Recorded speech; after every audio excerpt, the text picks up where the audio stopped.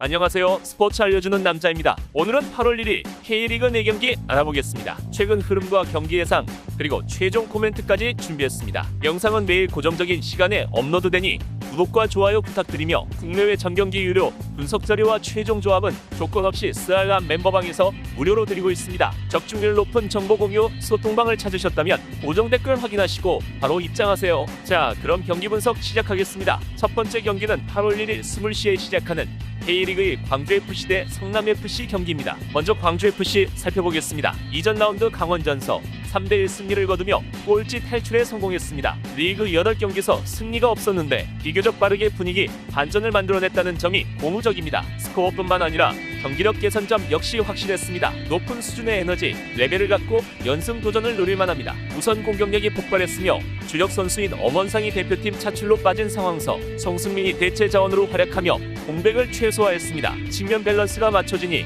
반대편에 위치한 엄지성 또한 상대 압박서 벗어나 여유롭게 플레이할 수 있습니다. 이적 시장서 영입한 조나탄 또한 빠르게 몸 상태를 끌어올리는 과정에 있습니다. 체력적으로 준비만 되어 있다면 일부 시간을 소화하며 제 기량을 뽐낼 수 있는 자원입니다. 이래서 이득점 생산은 무리한 과제가 아닙니다. 수비 마찬가지로 조직력이 갖춰져 있으며 이안센이 장기 부상으로 빠져있지만 이안도와 알렉스가 그 공백을 잘 메워주는 중입니다. 부수라겠지만 성남은 주전 공격수 위전도가 높은 팀입니다. 집중 수비를 가져간다면 상대 공세를 반감시킬 수 있습니다. 클린시트 도전 또한 허황된 목표로 비치지 않습니다. 성남FC 살펴보겠습니다. 현재 코로나19 여파가 크게 불어닥쳤습니다. 이전 시즌 초반에도 서울 확진자 발생으로 피해를 입었는데 이번 이슈 또한 그들을 괴롭히는 중입니다. 선수 14명과 스태프 8명이 격리를 끝내고 돌아왔습니다. 허나 컨디션 관리가 박살났고 훈련량마저 떨어진다는 점을 고려했을 때 전력 구성에 차질을 빚을 것은 자명합니다. 공격은 뮬리치의 의존도가 심합니다. 이전 광주전서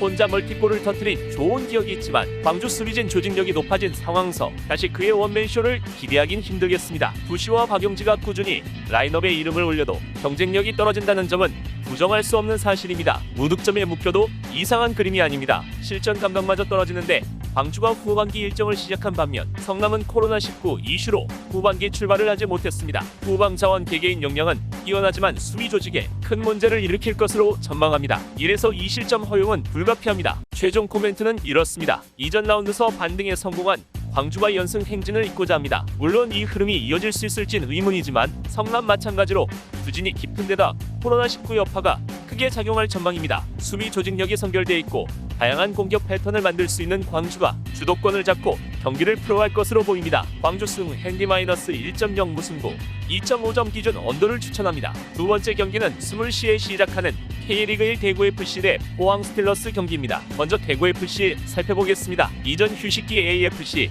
챔피언스 리그를 치르고 돌아왔습니다. 이후 코로나19 이슈 여파로 울산전과 성남전이 연기되며 팀을 재정비할 시간을 가졌습니다. 현재 승점 33점으로 4위에 올라 있습니다. 3위 수원이 후반기 2연패로 시작했습니다. 순위 상승의 절호의 기회이며 높은 동기 부여를 갖고 이번 경기에 나설 수 있다는 정의 입점입니다. 우선 공격 성과가 꾸준한데 에이스 세징야가 2선과 1선을 넘나들며 맹활약하고 있고 에드가의 제공권을 활용한 단순한 공격 역시 파괴력이 넘칩니다. 여기에 AFC 챔피언스 리그에서 경험치를 쌓고 돌아온 안용호와 정치인까지 준주전급 선수로 기용할 수 있어 다양한 선택지를 갖췄습니다. 멀티 득점 생산까지 충분히 노려볼 만합니다. 수비 대처마저 좋으며 특히 올 시즌 원정 경기당 평균 1.37점을 내준 반면 폼에선 그 수치가 0.8점까지 떨어집니다. 부수라겠지만 포항은 제 공격력을 발휘할 수 없는 상황입니다. 정태욱과 김재우, 정승원 등 수비 주력 자원들이 대표팀 차출로 빠졌으나 대체 자원 기용으로 위기를 최소화합니다. 클린시트 달성 확률 또한 높습니다. 포항 스틸러스 살펴보겠습니다. 이전 라운드 서울전서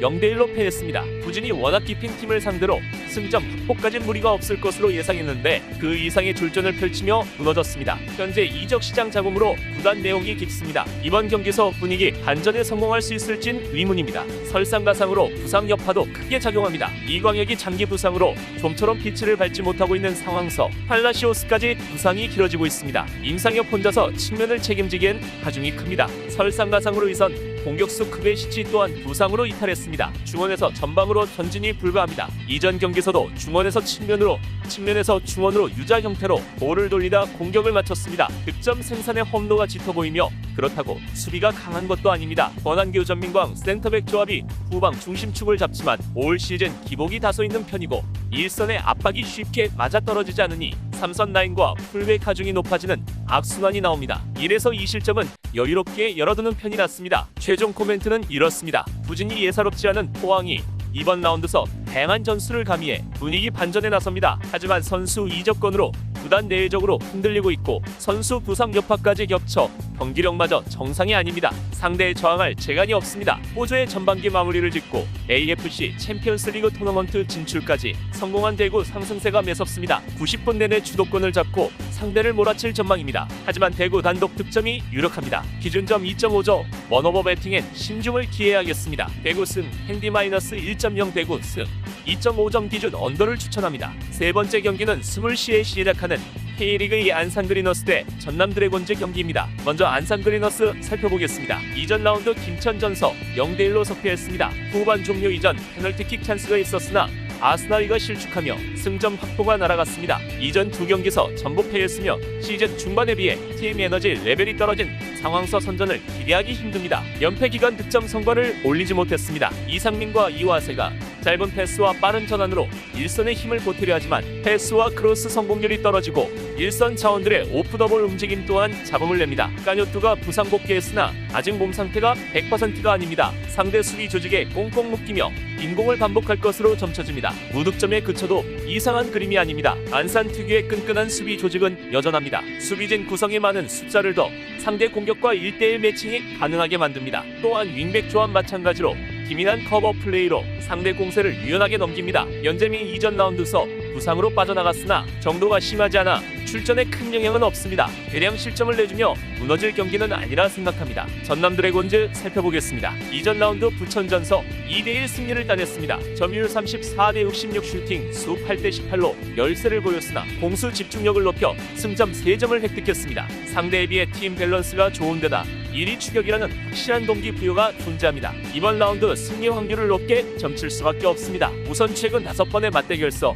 3승 2무로 절대 우세를 보입니다. 7득점을 올리는 동안 실점을 단 한 점도 주지 않았습니다. 심지어 올 시즌 원정서 수비벽을 한층 탄탄하게 쌓고 있습니다. 홈 경기당 평균 1.0실점을 내준 반면 원정에선 그 수치가 0.5점으로 떨어집니다. 비슷한 수비 기조를 가져간다는 가정하 클린시트 달성까지 노려볼 만합니다. 공격 또한 잘 터지는 중인데 주포 발로텔리가 제목을 다하는 중이고 이선과 측면의 공격 가담 능력마저 뛰어납니다. 이적 시장서 유니폼을 갈아입은 김병호 또한 퍼포먼스를 빠르게 끌어올려 이전 경기에서 1도움을 기록했습니다. 이들의 시너지가 그라운드에 묻어나온다는 가정하 1득점 생산은 충분하겠습니다. 최종 코멘트는 이렇습니다. 안산이 2연패를 끊기 위해 다양한 전술을 앞세워 상대를 공략합니다. 하지만 공격 파괴력이 상당히 떨어진 상황서 이면을 일으킬 확률은 낮습니다. 심지어 최근 5번의 맞대결에선 상대 골문을 뚫은 기억이 없습니다. 공수 밸런스가 탄탄한 전남이 쉽게 승기를 잡을 일정입니다. 전남 승, 핸디 플러스 1.0 무승부,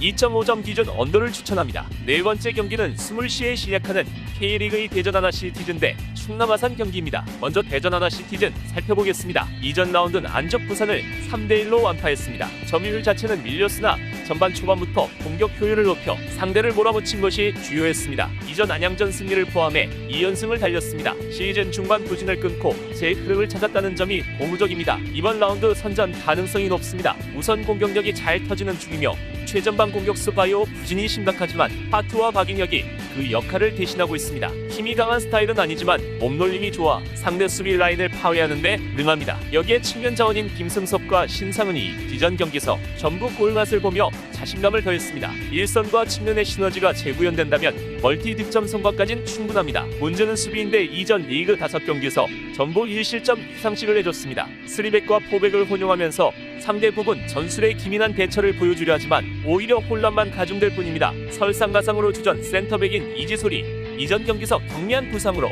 그라운드를 빠져나갔습니다. 무실점 달성 가능성은 낮겠습니다. 충남 아산 살펴보겠습니다. 이전 라운드 경남을 2대1로 꺾고 3연승을 달렸습니다. 올 시즌 첫 3연승 행진입니다. 코로나19 이슈 이후 급격한 부진의 골머리를 앓았는데 서서히 분위기를 끌어올리는 중입니다. 상승세 기조가 이어진다면 쉽게 무너질 경기는 아닙니다. 수비력이 상당하며 리그 4경기 무패 기간에 단 1실점을 내주는데 그쳤습니다. 최근 변칙 전술로 재미를 보고 있습니다. 이전 경기에선 4백을 활용했는데 풀백을 미드필더 이상민과 박세진으로 구성하며 역동성을 늘렸습니다. 후방에서 빌드업 정확도를 높여 위험 지역서 패스가 끊이지 않을 뿐더러 발빠른 커버 플레이에도 강점이 확실합니다. 물론 상대 공세에 따른 실점 허용은 불가피하겠으나 2에서 3실점 이상의 대량 실점을 내줄 확률은 현저히 낮습니다. 하지만 원정 분리를 감안해야 합니다. 올 시즌 홈 경기당 평균 1.4득점을 주반대 반해 원정에선 그 수치가 0.7점까지 떨어집니다. 물론 최근 일정석 개선을 보이고 있으나 대전 공격력을 고려했을 때 1에서 2골 생산으론 승점을 따낼 수 없다는 결론에 이릅니다. 설상가상으로 마테우스의 부상이 길어져 출전을 속단하기 힘듭니다. 저득점 생산에 그칠 공산이 높습니다. 최종 코멘트는 이렇습니다. 기본적으로 추천하지 않는 경기입니다. 최근 3연승으로 회조의 흐름을 탄 아산이 적극적인 공세에 나섭니다. 하지만 기본 전력 차를 무시할 수 없을 뿐더러 상대 흐름 또한 만만치 않은 상황입니다. 대전이 다양한 공격 선택지를 갖고 상대 약점을 끈질기게 공략할 것으로 보입니다. 나름 팽팽한 접전속 대전 진땀승이 유력합니다. 대전 승 핸디 -1.0 무승부 2.5점 뒤전 오버를 추천합니다. 이렇게 4경기 알아봤는데요. 경기 분석은 배팅에 있어 최선의 전략이며 100% 일치할 수는 없습니다. 때문에 좋은 경기를 선별해 최종 조합을 맞추는 것이 노하우입니다. 고정 댓글 참고하시면 오늘 주력 조합 받아보실 수 있으며 영상이 도움되셨다면 구독과 좋아요, 알림 설정까지 부탁드립니다. 시청해주셔서 감사합니다.